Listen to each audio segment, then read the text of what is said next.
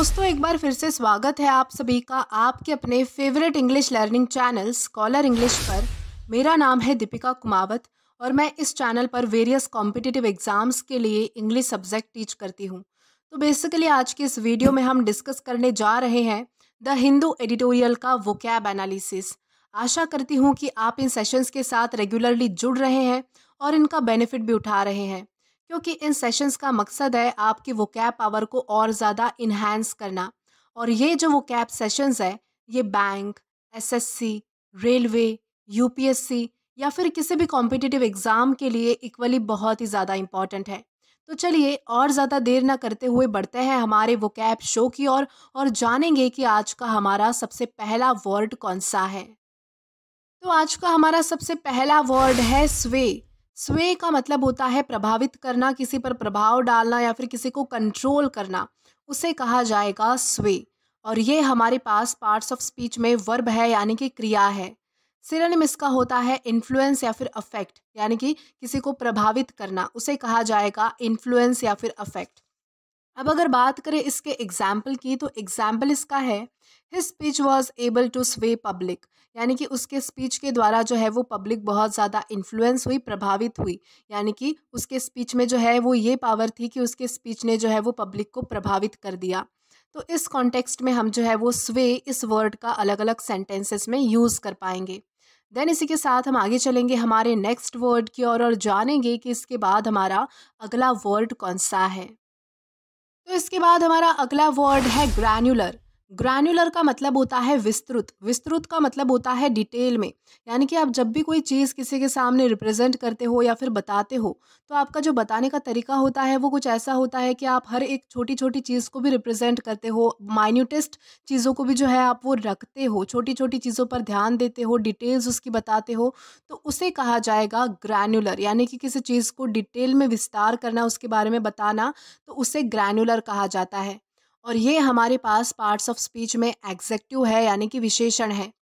Synonym इसका होता है डिटेल या फिर माइन्यूट। डिटेल का मतलब होता है एकदम विस्तार में बताना और माइन्यूट का मतलब होता है छोटी छोटी चीज़ों पर भी ध्यान देना। जो बहुत ज़्यादा छोटी चीज़ें होती है उसे कहा जाएगा माइन्यूट।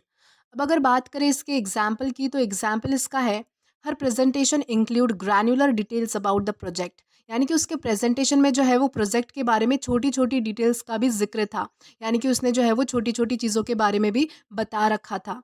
तो इस कॉन्टेक्स्ट में हम जो है वो ग्रैन्युलर इस वर्ड का अलग अलग सेंटेंसेस में यूज़ कर सकते हैं।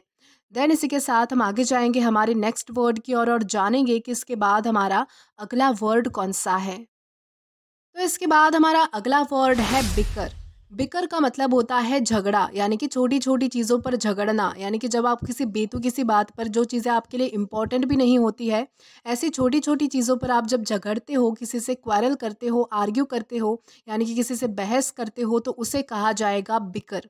और ये हमारे पास पार्ट्स ऑफ स्पीच में नाउन है। सिनोनिम इसका होता है क्वारल या फिर आर्ग्यू। क्वारल का मतलब होता है झगड़ा करना और आर्ग्यू का मतलब होता है किसी से वाद विवाद करना या फिर किसी के साथ आर्ग्यूमेंट करना, यानी कि बातों से किसी के साथ झगड़ा करना, बहस करना, उसे हम कहेंगे आर्ग्यू।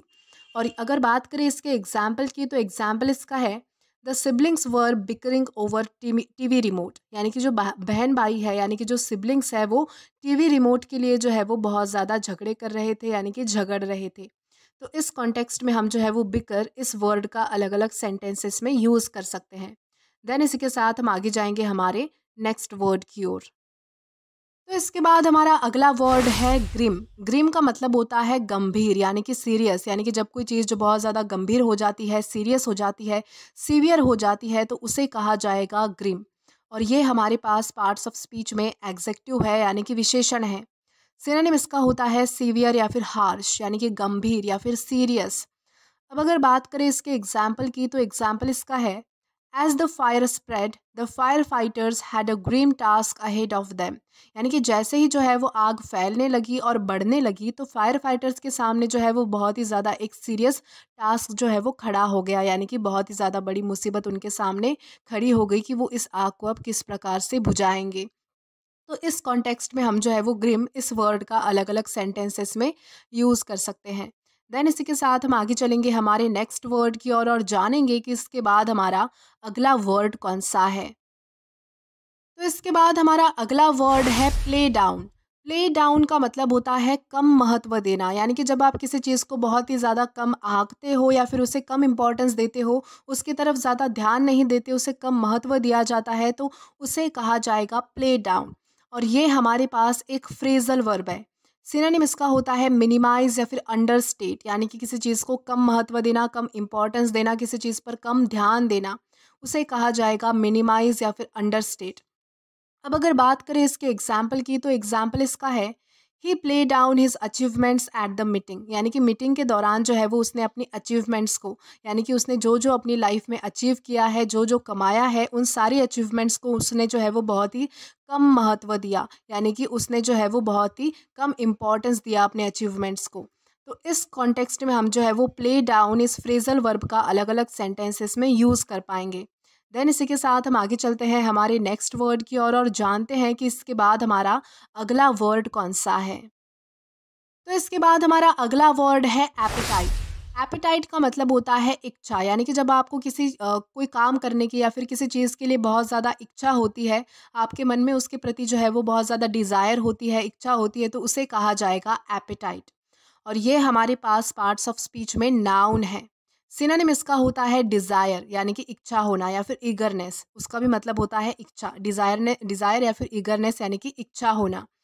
अगर बात करें एग्जाम्पल की, तो एग्जाम्पल इसका है my grand mother has a great apatite for gardening, यानी कि मेरी जो दादी है उन्हें जो है वो गार्डनिंग को लेकर बहुत ज़्यादा इच्छा है, यानी कि वो गार्डनिंग करना चाहती है, पेड़ पौधे लगाना चाहती है, तो उनकी ये जो है वो बहुत तीव्र इच्छा है। तो इस कॉन्टेक्स्ट में हम जो है वो एपेटाइट इस वर्ड का अलग अलग सेंटेंसेस में यूज़ कर सकते हैं। देन इसी के साथ हम आगे चलेंगे हमारे नेक्स्ट वर्ड की ओर।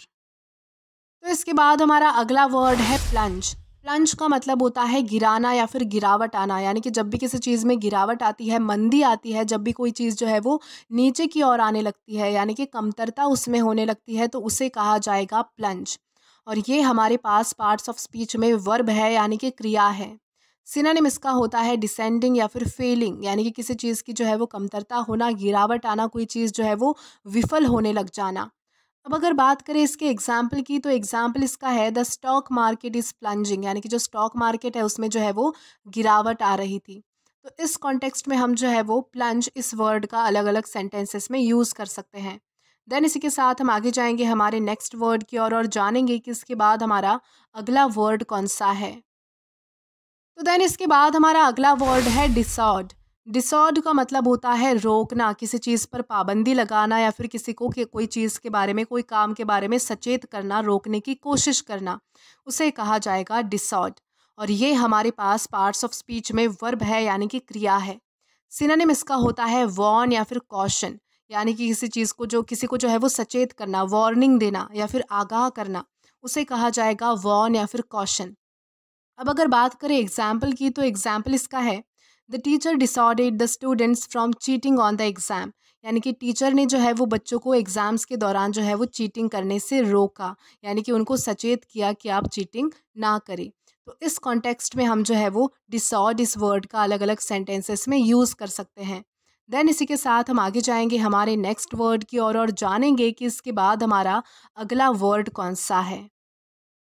तो इसके बाद हमारा अगला वर्ड है बक।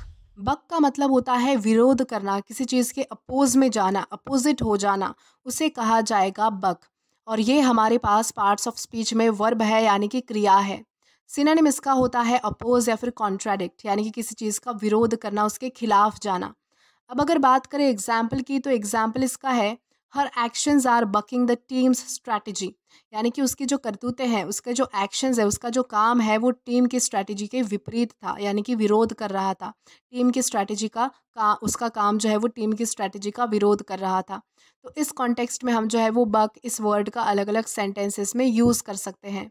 देन इसी के साथ हम आगे जाएंगे आज के हमारे लास्ट वर्ड की ओर और जानेंगे कि इसके बाद हमारा लास्ट वर्ड कौन सा है।